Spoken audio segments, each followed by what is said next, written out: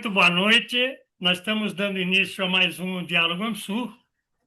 Nós vamos dialogar um pouco sobre o quadro político que a gente está atravessando, esse quadro mais recente, um quadro que vem tendo mudanças profundas aqui no Brasil, com uma série de acontecimentos nacionais e internacionais. Nós tivemos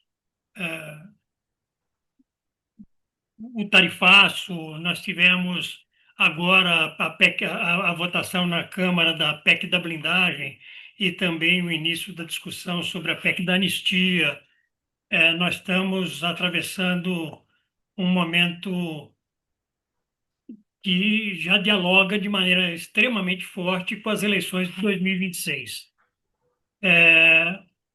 Nós vamos, na atividade de hoje, contar com a contribuição do Tarso Genro.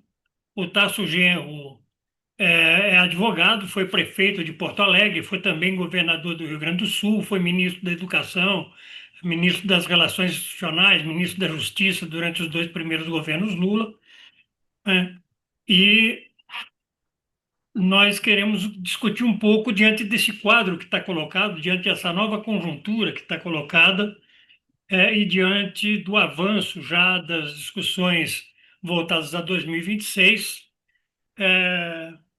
tirar algumas consequências, tirar algumas conclusões sobre a estratégia a ser desenvolvida, o próprio processo eleitoral, como é que se deve enfrentar isso.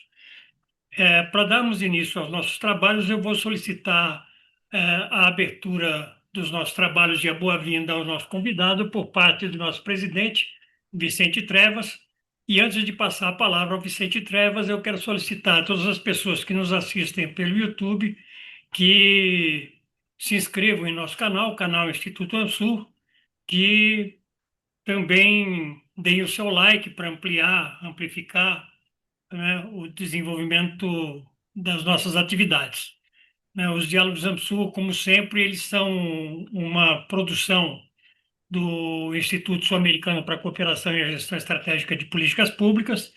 Nessa atividade de hoje, nós temos a parceria direta também do Instituto Novos Paradigmas e contamos com as parcerias sempre do Fórum 21 e do portal Rede Estação Democracia. Vicente, com você, por favor. Saudações a todas e todos. Um agradecimento especial ao nosso convidado, o companheiro, o amigo e quadro político nacional, Tasso Genro, né? E a todos que estão participando diretamente desse diálogo, né? E aqueles que irão assistir em outros momentos, né?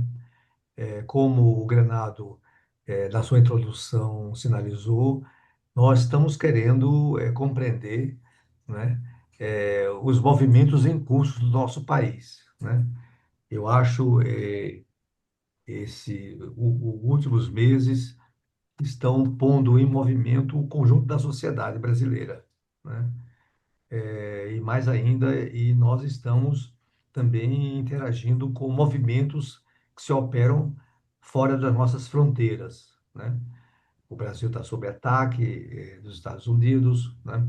O Brasil está tomando um conjunto de iniciativas, está mantendo o ritmo de presença internacional constante, né? Nós teremos proximamente aqui em novembro, em Belém, a conferência da COP30, né? E, portanto, tudo o que será discutido, todos os atores que estarão aí presentes, né? Mas nós estamos vivendo um momento onde a conjuntura é intensa, mas também sua modificação tem o mesmo ritmo de intensidade, né? E, portanto, acompanhar os acontecimentos e tentar perceber neles tendências, né, que se projetam não só na direção das eleições presidenciais e para os estados e para o Congresso Nacional do próximo ano, mas também pela reconfiguração dos campos políticos de nossa sociedade, né? Então, diante dessas questões, né, que nós queremos ter as reflexões do Tarso Genro, né? E aqui quero dizer que a nossa polarização, que continua intensa e se intensifica, né? Ela está pondo todos os atores, todos os seus segmentos em movimento, né? E no ritmo e numa temporalidade muito intensa. Por exemplo, aqui em São Paulo nós tivemos, uma semana atrás, 10 dias atrás, um evento importante na PUC de São Paulo, no Tuca, que expressava uma certa articulação. E, para surpresa agradável de todos nós, tivemos uma semana depois uma outra manifestação, que também, nessas manifestações, nós víamos atores diferenciados, né? O evento no Tuca, Arena aqui de São Paulo, ela expressava articulações de certos atores de certos segmentos, e as ruas aqui na Paulista também expressava outras diversidades, né? Isso para não falar do Rio de Janeiro e das outras cidades brasileiras nesse sábado, nesse domingo, que foi o dia de ontem, né? Então, viu, Tasso, a nossa indagação a você primeiro, é tentar entender, né, o que projeta essas movimentações, né?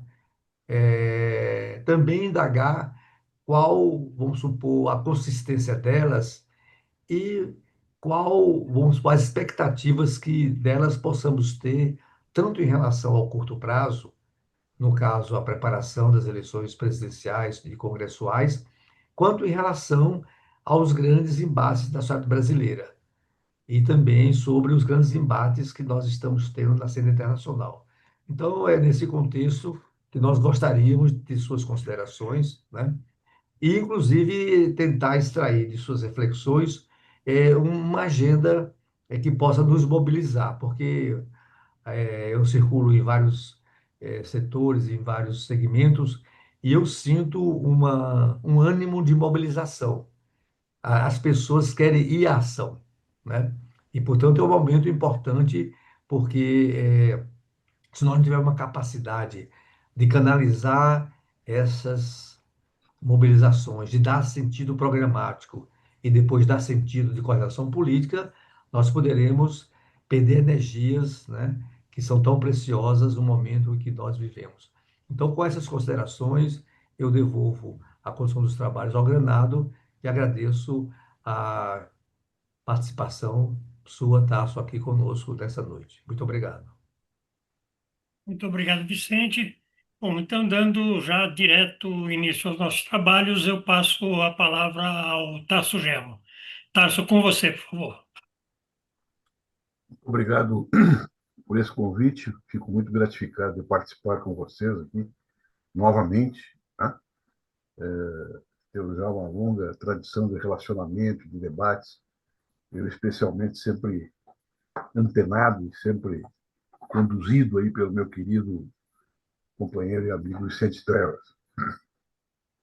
Temos uma relação antiga, política e de amizade que eu valorizo muito. E, portanto, a minha presença aqui também retribui essa histórica amizade que eu tenho com o Trevas e uma homenagem também à sua grande capacidade de articulação política.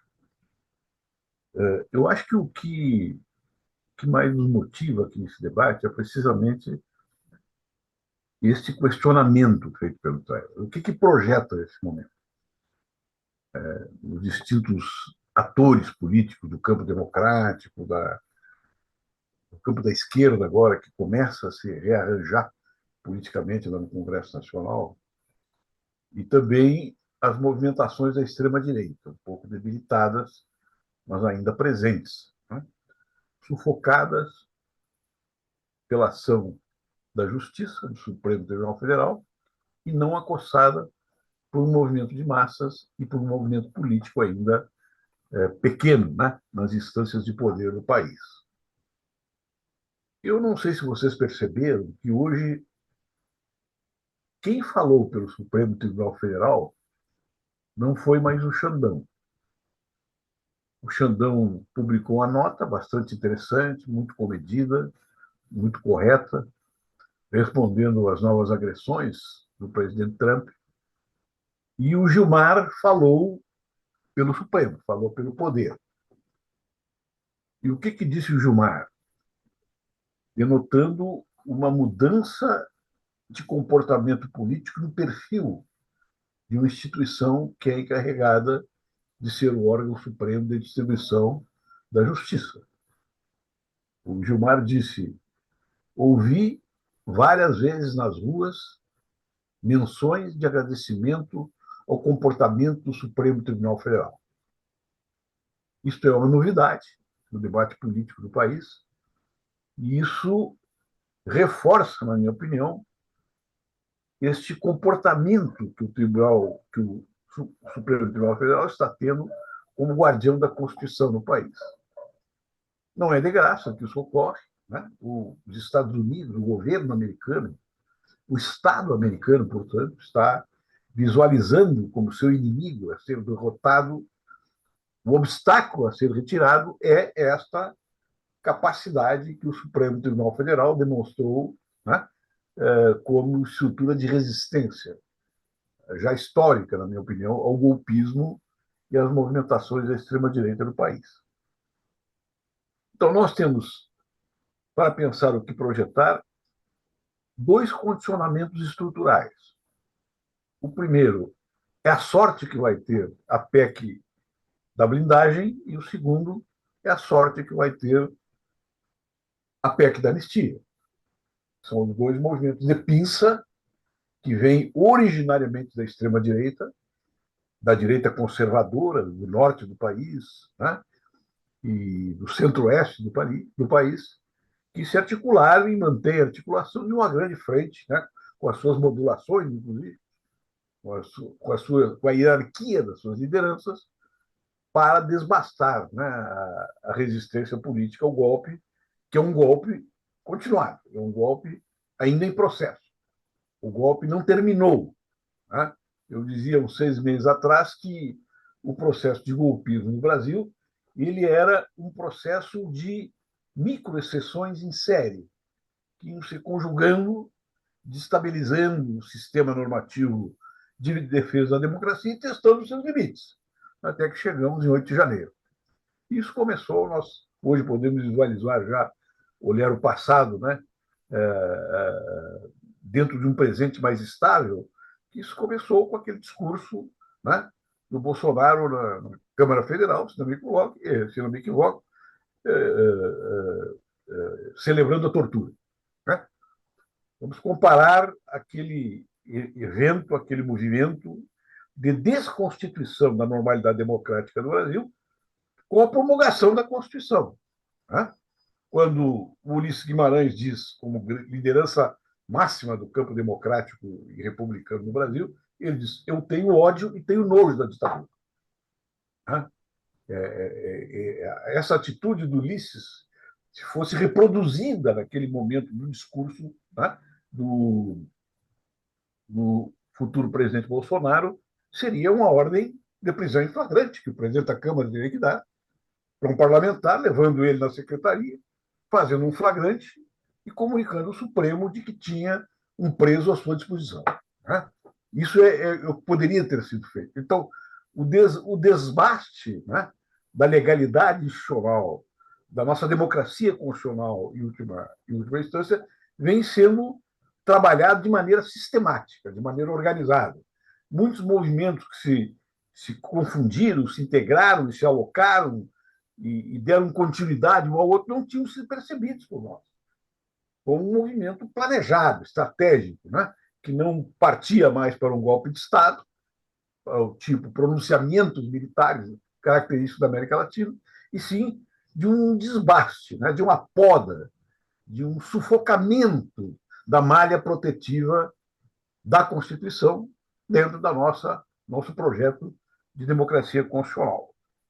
Então, esses dois fatores internos, na minha opinião, eles estão hoje nos apontando novas condições favoráveis. Mesmo que haja algum tipo de acordo de redução penal. Né? Só o fato da PEC da blindagem, né, ter sido apelidada como PEC, né, PEC do banditismo, PEC de proteção da corrupção, né? E ter se transformado num elemento de articulação política da sociedade civil com as instâncias de organização do Estado brasileiro é uma vantagem extraordinária. A PEC da anistia, ela teria, na minha opinião, mais dificuldades para ter uma resistência. Não só pelo espírito de conciliação que sempre reinou na luta política, na luta de classe do Brasil, mas também porque a nossa democracia ela foi firmada em cima de um processo de conciliação, né? De um projeto democrático que vinha avançando por dentro do Estado, por dentro da sociedade civil, e que alcança, né, uma dinâmica nova a partir do momento em que o Sarney, ex-presidente do partido da ditadura militar, se torna o candidato a presidente da República da oposição. Então, eu acho que esses dois condicionantes do novo momento político do país, eles estão indo bem. Estão indo bem. Eu diria até milagrosamente estão indo bem, né? Porque houve uma inércia política bastante significativa dos partidos mais responsáveis do campo democrático, que não se articularam para fazer uma resistência organizada, né? Essa resistência só foi possível à medida em que o Supremo Tribunal Federal pautou as ilegalidades todas e julgou e condenou, né, os motivadores e organizadores do golpe, que hoje, né, já não tem mais prazo de validade quase para retornar à cena política no país. Bem, mas agora nós temos um problema, que são os condicionamentos externos para prospectar esse futuro. Os condicionamentos externos eles estão relacionados com 3 pontos de apoio fundamental do que vai ser a nova cena política global, tá? E as novas estratégias geopolíticas. O primeiro ponto de apoio para essa análise é os Estados Unidos. O segundo é a China e o terceiro é a União Europeia.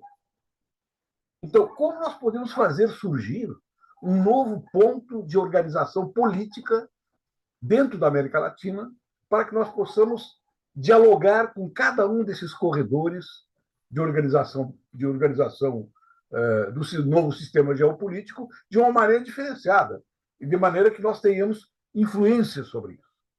Esta questão é a questão chave, né? E ainda bem que essa conversa nossa está sendo feita no dia, né? Um dia anterior que o Lula vai falar na ONU amanhã. Eu diria que aquilo que o Lula vai falar na ONU amanhã vai dirigir a nossa relação política de ordem global e vai criar um sistema de aferimento para nós dos próximos movimentos que deverão ocorrer. Então, eu destacaria que 3 pontos importantes aqui eu selecionei para a previsão dessa movimentação estratégica. Primeira consideração: as reformas que foram feitas pelo presidente Trump na política externa americana e no seu processo ofensivo e manipulatório, né, de taxações em escala global do seu comércio externo, não vão ser substituídas. Podem ser atenuadas, podem ser modificadas, inclusive pelo próximo presidente americano, mas certamente a gradação será uma gradação muito mais leve do que seria necessário. A gradação do recuo nessas tarifas. Por quê? Porque a economia americana está numa situação de crise e que nós sabemos que a crise é o pulmão do sistema do capital e que ele está sendo reorganizado.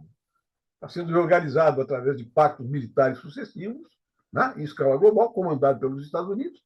Está sendo organizado pela força que tem os americanos dentro da OTAN e os comandos que eles determinam, né, para a União Europeia, e está sendo organizado por uma política bélica também de acumulação interna dos Estados Unidos. O presidente Trump deu ontem uma entrevista dizendo o seguinte: vocês não pensam que nós estamos gastando com a guerra. A guerra está sendo financiada pela Europa. E a Europa compra de nós o material militar, né, para ser empregado na Ucrânia, para ser empregado naqueles frontes militares de importância estratégica hoje para os Estados Unidos.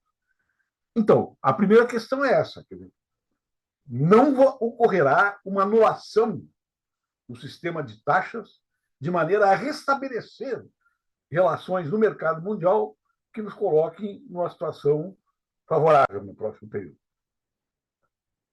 A segunda questão isto é uma questão que nós vemos de uma maneira um pouco mais omissiva, assim, porque não depende de nós o que fazer em relação a isso. Depende de nós a capacidade de resistência que nós podemos montar. Segundo, como se expressa a nossa capacidade de resistência a partir desse fronte externo, que vai ser fundamental para comandar as políticas internas sul-americanas e particularmente brasileiras de maneira constante depois desse processo. Eu diria que o Brasil deveria, a partir desse discurso do Lula, ele deveria começar a providenciar um pacto militar continental dos países democráticos do sul do Mercosul para tratar da questão do poder soberano dos nossos estados no nosso território, sabendo que nós vamos ter um longo convívio e perturbado convívio com a força das estruturas militares que os Estados Unidos estão produzindo em direção à América do Sul e que vai exigir da nossa parte uma capacidade política de articulação de um campo de países democráticos para tratar da questão da soberania e, tratando da questão da soberania, tratando da questão da segurança pública, da segurança nacional e da segurança ambiental. Ou seja, é necessário que o Brasil se conscientize que, se ele não eleger uma liderança potente aqui no sul do Mercosul, espalhando, evidentemente, tanto quanto possível para os países mais ao norte da América do Sul, mas que amarre, né? E eu acho que em breve o Milei vai cair, se não cai agora, vai cair na próxima eleição, e nós vamos ter condições de ter, então um bloco de países, né, pautados pela democracia liberal, conversando com os Estados Unidos sobre as possibilidades de convívio nesse próximo período, já que é crível, é óbvio que o Trump planeja transformar a América Latina, né, num quintal de dominação geopolítica que será muito importante para a sua sorte no próximo período. Mas o que fazer em relação a isso? Que propostas fazer? Na minha opinião, nós temos que fazer uma proposta de desenvolvimento econômico baseado em pontos relacionados com sistemas tecnológicos de defesa e sistemas bélicos de defesa a partir da indústria nacional brasileira, articulada com a indústria europeia e a indústria chinesa, se for o caso. Isso seria a preparação para aquilo que eu chamo de um duro convívio negociado com os Estados Unidos aqui. Significa ter um sistema de defesa que leve em consideração, e entra um terceiro ponto, dois movimentos que têm que ser feitos pelo país para desafogar o sistema de pressões. O primeiro deles é nos voltar para o Atlântico, para a costa atlântica nossa, que tem 7.600 mil quilômetros de costa, apressar e colocar em funcionamento o nosso submarino atômico, que está praticamente pronto. Eu acompanhei isso, inclusive, quando eu era do Conselho Nacional de Defesa, e tratar com os nossos vizinhos no sul do Mercosul um conjunto de vias de comunicação férrea, aérea, rodoviário, em direção ao Pacífico. Ou seja, fazer aqui deste enclave uma relação orgânica desses países com o Pacífico, né? Não abandonando o resto da América do Sul, mas sabendo que aí vai ter um quintal de subpaíses, de pequenos países, que vão se prestar a ser, como El Salvador, né, uma espécie de jardim da infância, né, da dominação americana nos velhos termos que eles sempre produziam. Então, eu vejo, em última instância, que os movimentos de partida interna eles estão bem encaminhados nesse futuro próximo. Os movimentos estratégicos de conformação de um arco de defesa da democracia do Brasil, eles têm que ser trabalhados de maneira consciente, de maneira orientada, de maneira, eu diria, ousada pelo nosso governo. Se não tiver essa ousadia, vai chegar um ponto que a nossa capacidade de resistência vai se esgotar. Então, nós temos que nos apoiar e fazer uma corrente, né, de países democráticos do sul do Mercosul capazes de estabelecer políticas ousadas em direção ao Atlântico, nós podemos oferecer para todos eles, e em direção ao Pacífico, que passa por um acordo político, né, fundamental com a Argentina e também, evidentemente, com o Chile, valorizando, né, a experiência política do nosso querido Uruguai, da República Oriental do Uruguai.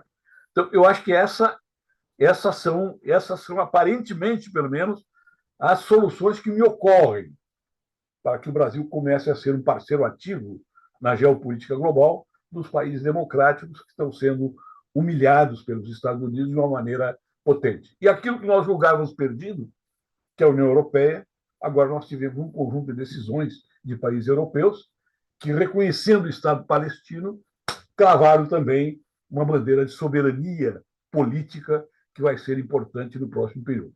Então, esses dois eixos, né? O eixo do Atlântico, né? E o eixo do Pacífico, combinado com a questão palestina e a questão da soberania, né? Das terras raras, e da energia fóssil, e da produção de tecnologias de defesa, com tecnologias superiores, altamente qualificadas, se tornam um caminho, né, para o Brasil se colocar no sistema mundial como um país influente, democrático e capaz de dar lições de democracia para os Estados Unidos daqui para diante. Então, é isso aí que eu colocaria aqui para a nossa conversa. Muito obrigado, Tasso. Eu quero abrir para o debate, mas eu já queria levantar, enquanto as pessoas se inscrevem, algumas questões, Tasso. Pelo menos duas, né? Uma diz respeito a essa segunda questão levantada por você, que passa pelo tema da integração sul-americana e coloca a questão do pacto militar no centro. Mas eu queria ver um pouco como é que você entende isso, na medida em que nossas Forças Armadas são subalternizadas ideologicamente, funcionalmente, em todas as suas dimensões, são subalternizadas à, à estratégia militar americana, à estrutura militar americana, né? Então, como é que essa coisa se dá? Porque o tema da integração sul-americana, do ponto de vista da sua integração produtiva, da sua, né, do rearranjo das estruturas locais de governança sul-americana, etc., podem se tornar um pouco mais viáveis com algumas mudanças que venham a ocorrer eh, na Argentina, eventualmente no Chile, né? Não sei como é que fica a Colômbia, é, nesse processo, né? A gente tem vislumbrado um processo forte de tentativa americana, como diz o Vicente, de balcanização, né, dos países da América do Sul. Eu queria entender um pouco como é que você vê esse tema da integração sul-americana nesse processo.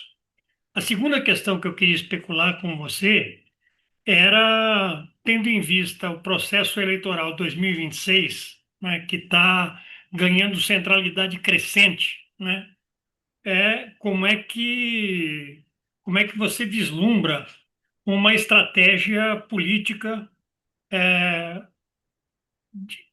de frente e de arranjos, né, voltadas a 2026, tendo em vista o caráter que tem hoje a correlação de forças interna, principalmente a correlação de forças congressual, que deixada solta, né, ela corre o risco de ser tão ruim ou até pior do que a correlação de forças atual, certo? Ou seja, nós podemos vislumbrar 2026 um cenário de vitória nas eleições majoritárias nacionais, mas um risco enorme de um emparedamento, né, do futuro governo nesse quadro político que está colocado. Eu queria né, especular um pouco com vocês essas duas questões.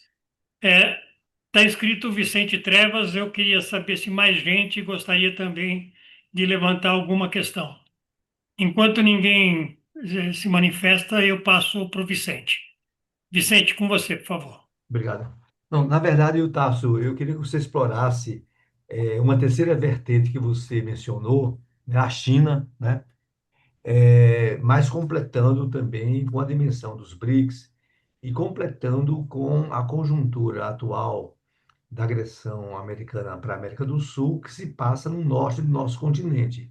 A questão da ameaça militar, provocação militar em relação à Venezuela, e mais ainda, e a Venezuela já está operando em um contexto geopolítico que incorpora, se entende, em termos não só econômicos, né, mas também militar, uma relação com a Federação Russa e com a República Popular da China. Então, eu queria que você explorasse isso, porque o que possa ocorrer nos próximos tempos, né, na relação, nessa ofensiva americana, nessa ameaça americana ou nessa provocação americana, pode gerar muitas consequências para o nosso continente, né?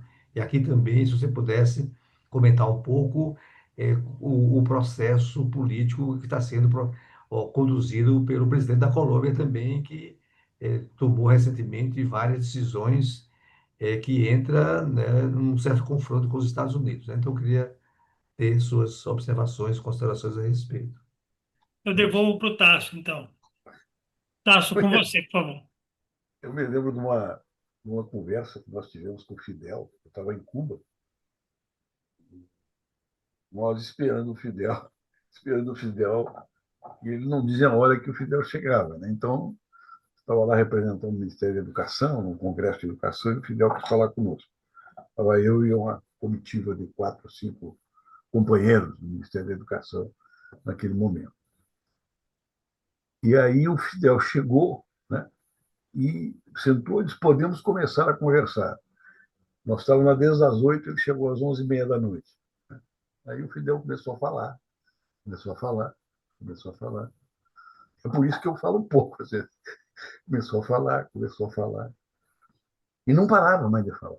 E ele estava falando das relações do Felipe González com Cuba, criticando muito as relações do Felipe com Cuba.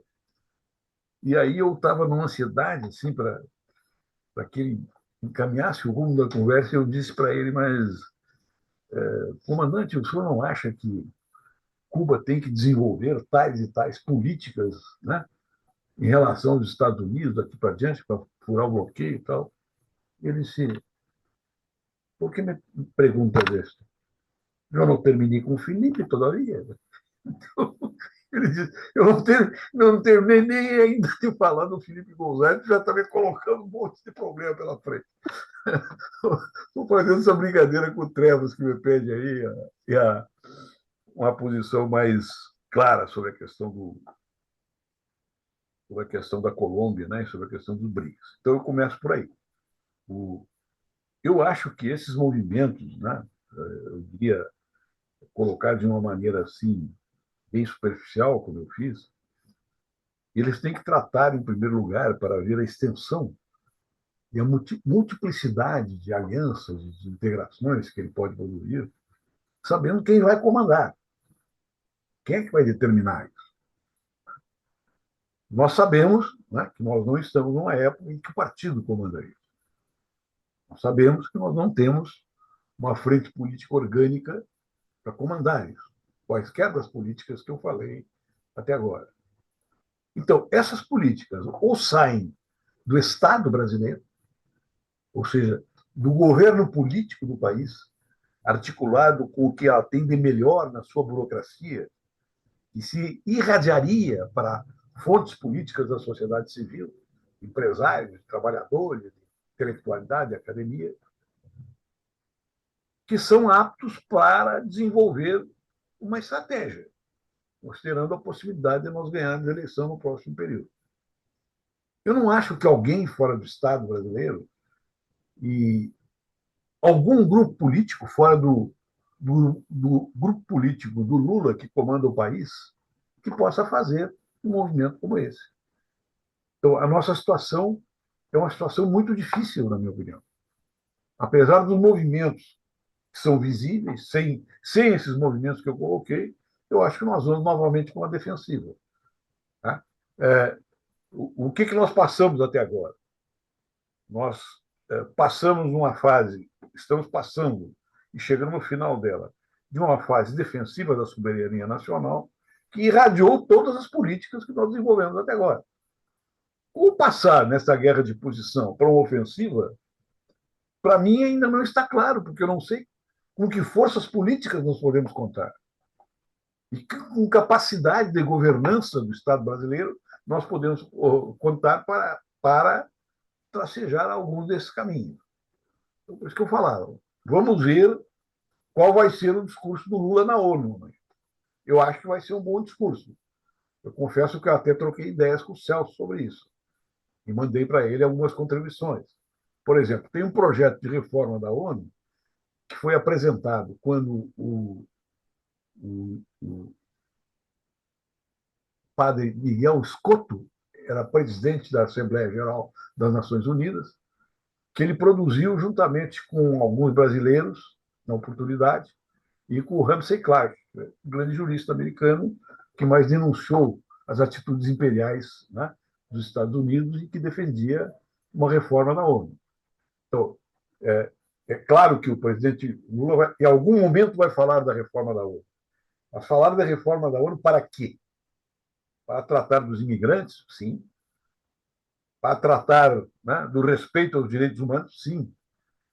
Mas falará de uma reforma da ONU a partir de uma nova perspectiva geopolítica da América Latina, que está concentrada precisamente na sabedoria ou ausência de sabedoria política da direção, né, da gestão pública que nós temos no Brasil? Vamos ver. Então, isso aí vai determinar tudo. Que mensagem ele vai passar? Então, eu acho que nesse campo que o Trevas se preocupa, corretamente se preocupa, que é o campo que envolve China, BRICS e Rússia, né? Eu já ia dizer União Soviética, como dizem os camaradas, o PCdoB. E eu acho que esse fronte ele também está bem parado. Tá? Os BRICS têm um enorme potencial, a presidenta Dilma tem um respeito internacional e um respeito da China em particular extraordinariamente importante, né? E nós temos hoje uma aproximação da Rússia com a China também, para dar um chega para lá na OTAN.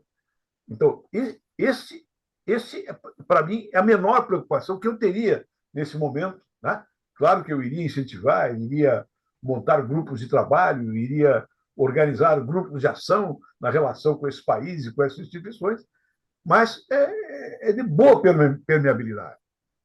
O que me preocupa mais é que enclave nós vamos constituir aqui na América do Sul a partir do sul do Mercosul, que é o último limite de resistência, né, de resistência conjugada que nós vamos ter na América Latina por um longo período. Se ganharmos na Argentina, se mantivermos um governo democrático no Chile, se o Lula ganhar a eleição, e se a Frente Ampla continuar, né, num rumo adequado para o tamanho do seu país e para o nível de responsabilidade que pode assumir. Porque o que eu quero dizer? Pode ser que eu esteja equivocado. Eu quero dizer que fora de uma estrutura organizativa de contenção e de negociação, inclusive de repartição de poder com os americanos aqui na América do Sul, nós não temos outra chance. Nós não temos poderio militar, nós não temos sustentação logística interna, e nós não teríamos nem sustentação popular para uma resistência armada, como poderia ter o Maduro a partir de um governo autoritário que distribuiu arma para a população. Né? O Exército Nacional, o que tem que ser feito para ele é aquilo que a gente já tem discutido, tem que definir qual é o papel do Exército Brasileiro, das Forças Armadas Brasileiras daqui para diante. Né? Qual é a parte que te cabe desse latifúndio? Por exemplo, vocês são favoráveis a que nós possamos desenvolver uma indústria militar e uma ampla tecnologia de defesa de terra, de ar e de mar a partir de indústrias que pertençam às Forças Armadas? Eu defendo isso. Eu digo que sim, que tem que fazer isso. E que é a única possibilidade de integrar as Forças Armadas por um longo período, né, ah, na indústria bélica defensiva, né, da inteligência e defensiva da soberania, da produção da nossa inteligência e da nossa soberania. Então, o nosso nó é um nó complicado, o nosso nó é um nó difícil né, de ser desnovelado, mas eu não vejo outro caminho. Eu não vejo outro caminho. Por isso que eu aposto muito nesse discurso que o Lula vai fazer. Talvez ele tenha entendido, até pela recuperação do prestígio político que ele teve dentro do Brasil, que ele possa ser mais claro nessas estratégias. Porque essa estratégia de reunir com os países sul-americanos, que é uma estratégia correta, adequada para o momento, ela nasceu aqui na estratégia da reunião chilena. E você sabe quanto a gente lutou, quanto a gente empurrou, quanto a gente se incompatibilizou, inclusive, dentro do governo, para ajudá-los a formular esse movimento. Então, por aí que eu, provisoriamente, eu não posso falar mais do que eu sei também, imitando o Fidel. Então, é isso, pessoal. Tadeu, com você, por favor. Claro. De início, agradecer as falas eu vou chamar de professor, porque realmente foi uma fala de professor, do professor Tarso Genro. Eu acho, eu não tenho, assim, digamos, críticas, né, formais ao que o professor propôs. Tudo que foi proposto é, eu diria, correto, eu diria até mais, é lógico em termos geopolíticos e é como em essas propostas serem devidamente implementadas, é uma possibilidade de criar caminhos novos, eu diria, para o Brasil e para a América do Sul. Agora, dito isso, eu tenho alguma dificuldade, né, quando eu penso que há uma, por exemplo, proposta do Tarso Genro, é uma proposta amplíssima. E é uma proposta que é realmente estratégica. E não é uma estratégia de 2 anos, nem de 4, nem de 6. É uma estratégia geracional. Então, ou seja, é aquelas coisas, é uma estratégia realmente daqueles historiadores, é de longa duração. Mas ela, quer dizer, só no nível político das relações entre os países da América do Sul, ela, a meu ver, o Tarso disse, olha, eu posso estar errado. Eu vivo dizendo isso, porque é muito difícil você acertar, mas eu posso estar errado. Mas eu acho que é dificilmente imaginável num mundo que vive um momento em que uma ordem está definhando, outra ordem ainda não surgiu com clareza, é cheia de ambiguidades, é onde você está passando por um processo de transição de hegemonia.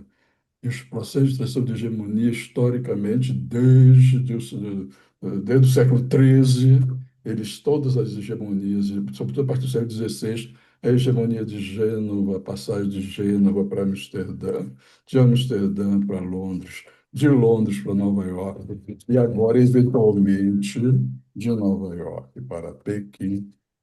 Todas essas anteriores foram feitas sob o domínio da guerra.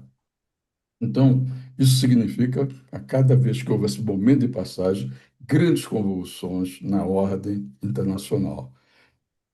Destruições parciais dessa ordem, reconstituições parciais dessa ordem. A última reconstituição parcial dessa ordem é a combinação entre Bretton Woods e São Francisco. E essa está em crise.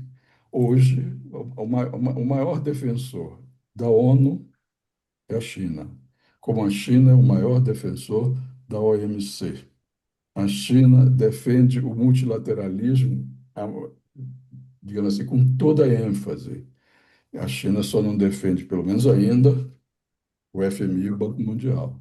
Então, quer dizer, eu estou dizendo isso, só para dizer, as mudanças propostas são absolutamente racionais, mas o prazo com que elas trabalham é como se eu diria aquela formulação, né, de economia que é a minha, de iniciante, não chega nem a ser de iniciante, mas é uma formulação ceteris paribus. Tudo tem que dar certo no curto prazo. A gente tem que vencer a eleição, o Uruguai tem que continuar, né, a ser este farol, é um farol pequenininho, mas é um farol. O Chile tem que se manter a linha dele, quando o Chile é uma sociedade tão dividida quanto a nossa, ideologicamente talvez até mais dividida, não sei. O Paraguai, essa coisa é uma incógnita permanente, mas essa incógnita permanente, quando ela deixa de ser incógnita, ela é sempre muito ruim, a solução ao que aparece. E quando a gente pensa que a estratégia, digamos, seria fazer tudo via sul do Brasil, Argentina, Chile e Uruguai, eu acho que fica muito territorialmente concentrada. E isso, se pudesse ser feito, isso tem que durar 20 anos. Se pudesse ser feito nesses moldes territorialistas, eu acho que criaria grandes dificuldades para nós, com todos os países outros da América do Sul. Isso, isso em termos de uma visão muito geral. Agora, em termos de atores, eu acho que Márcio está certo. Só o governo político poderá fazer isso. Mas como nós não somos um capitalismo de Estado, tipo o capitalismo de Estado chinês, nós não temos um partido que pode programar as coisas com 20 anos, eles estão programando coisas desde 1978, né? 76, né? Vai-se embora, vai-se o Mao, 78 assumiu o Deng, aí você tem, com todas as dificuldades, que é uma história complicadíssima, mas você tem o partido e as Forças Armadas segurando a peteca e criando as condições para as grandes empresas estatais, para as grandes empresas transnacionais, para a média, pequena, etc. empresas, para as cidades, a população urbana que está crescendo, para os rincões perdidos no interior da China, e isso tudo funciona de uma maneira muito azeitada. O exato inverso das nossas liberais democracias. Então, estou, obviamente, defendendo o modelo de partido único. Não é isso. Mas o que eu digo é, certas coisas que aconteceram na China, depois dos 100 anos de humilhação, só aconteceram, como estão acontecendo, como vão continuar a acontecer, porque existe essa coisa estranhíssima para nós, que é essa junção entre partido, forças armadas, intelectualidade, grandes. A maior parte das inversões nos investimentos estrangeiros chineses é feita pelas companhias estatais chinesas, grandes bancos, o Exim Bank chinês, o Banco de Desenvolvimento, para não falar no grande projeto, na Rota da Seda, e no projeto, digamos, que apareceu em função, né, da crise, né, de 2008 e da incapacidade do G7 de surgir essa coisa que era o BRICS, que era uma coisinha. Hoje é grande, tem possibilidade de ser maior, mas à medida também que se torna maior, se torna mais conflitivo internamente, porque é muito interesse nacional conjugado. Então, eu estou dizendo isso tudo para dizer que concordo com o que o Tarso Genro, mas é sempre aquela coisa. Acho que a forma como é que você pode pensar que nós tenhamos na América do Sul uma situação política institucional estável, em todos os países da América do Sul, mas, sobretudo, nesse esquema, no Brasil, na Argentina, no Chile, no Uruguai, de quebra, talvez, no Paraguai. Como é que a gente pode pensar isso? Para mim, é impensável, impensável. E ainda tem, no nosso caso, aí o que são as nossas Forças Armadas, porque elas são tecnicamente absolutamente dependentes dos americanos. Isso aí é um problema, mas esse é um problema menor, porque se fosse só isso, com grande habilidade, fortuna e virtude, a gente podia dar uma boa mexida. Mas aqui não é só isso é só o princípio.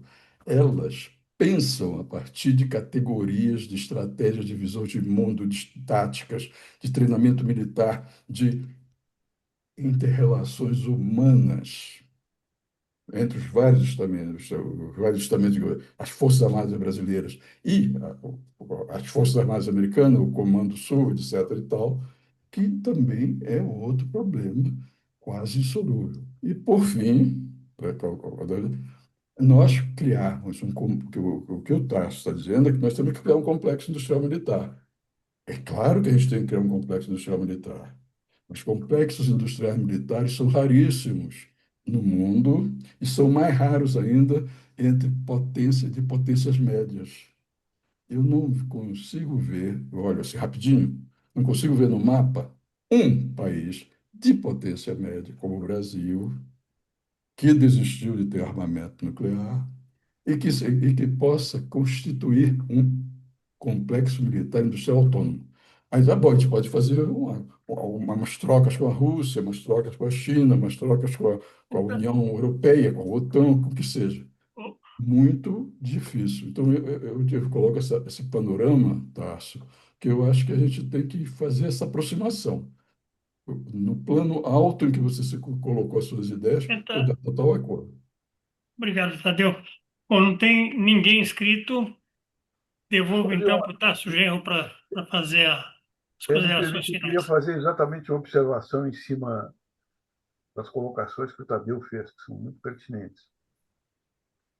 Eu fiz vamos dizer assim, um voo, né, de raciocínio político sem separar o curto prazo,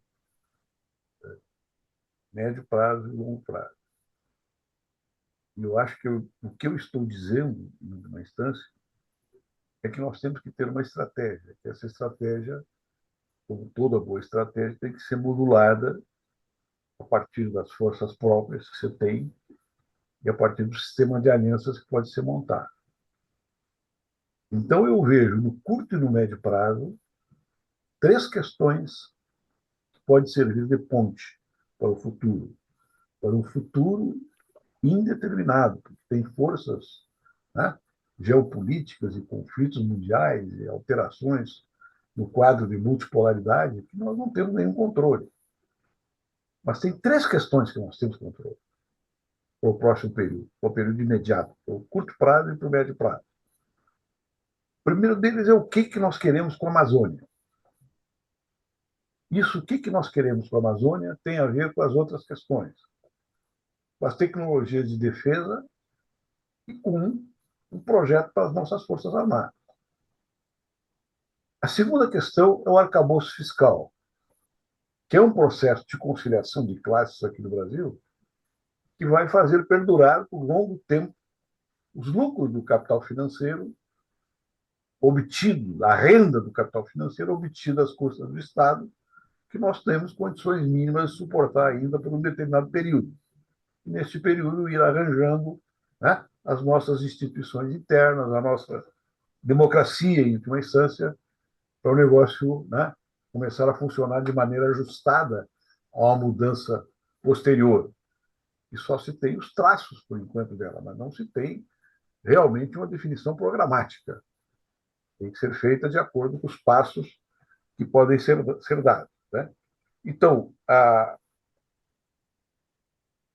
o arcabouço fiscal, a Amazônia e uma finalidade estratégica para as Forças Armadas, elas estão integradas e elas podem ser respondidas minimamente com o fator de coesão nacional no próximo governo, se o presidente Lula ganhar a eleição. E se o presidente Lula ganhar a eleição, nós temos possibilidade de influenciar os países, não só aqui do sul do Mercosul, mas de toda a América Latina, num caminho análogo.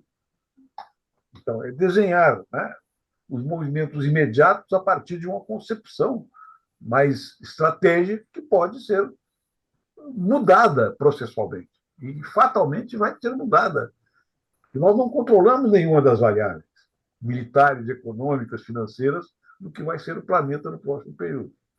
Isso aí, né, nos vincula à questão ambiental, nos vincula à formação de centros de pesquisas de alta tecnologia, para um sistema de defesa coerente, e nos vincula a grandes setores, né, da burguesia brasileira voltados para a produção da construção civil pesada, da produção de implementos para a estrada, para as vias férreas, para linhas aéreas, e, última análise, em direção ao Pacífico. Né? Já tem planos, inclusive, da própria burguesia brasileira propondo essas questões.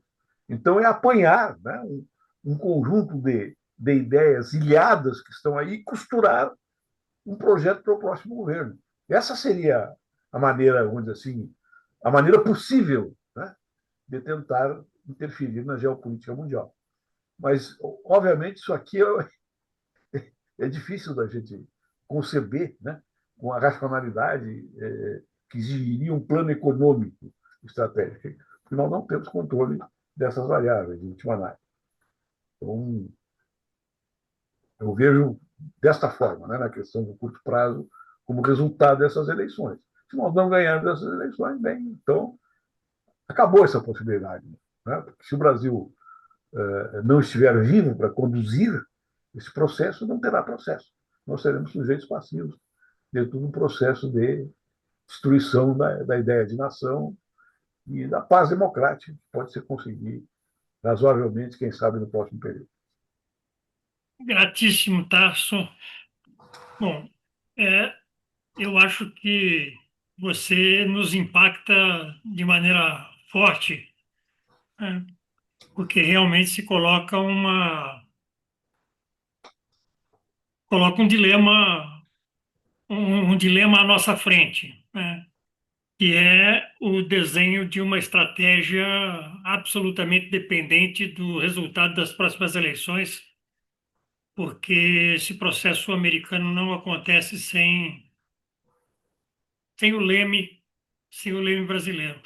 Eu quero agradecer muitíssimo a sua estada aqui conosco e quero já deixar um convite a quem nos assiste pelo YouTube que estejam conosco na próxima semana, na próxima segunda-feira, com um novo Diálogo Mansur. Muito boa noite a todos e a todas.